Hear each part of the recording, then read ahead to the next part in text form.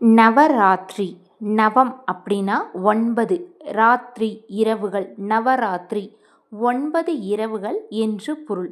நவராத்திரி பண்டிகை பார்த்திங்கன்னா புரட்டாசி மாதம் வளர்பிறை பிரதமையில் தொடங்கி விஜயதசமியில் தான் நவராத்திரி முடிவடையுது.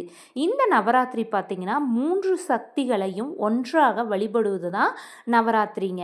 முதல் 3 நாள் துர்க்கை அம்மாவை வழிபடுவது, அடுத்த 3 நாள் அதாவது 4வது நாள், 5வது நாள், 6வது நாள் லக்ஷ்மி அம்மாவை வழிபடுவது, கடைசி 3ஆம் நாள் 7வது நாள், 8வது நாள், 9வது நாள் சரஸ்வதி அம்மாவை வழிபடுவது.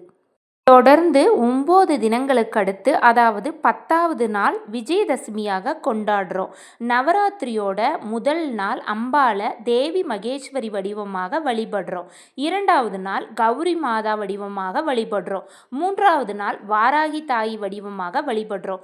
4வது நாள் மகாலட்சுமி ரோகிணி வடிவமாக, 5வது நாள் வைஷ்ணவி தேவியாக வழிபடுறோம்.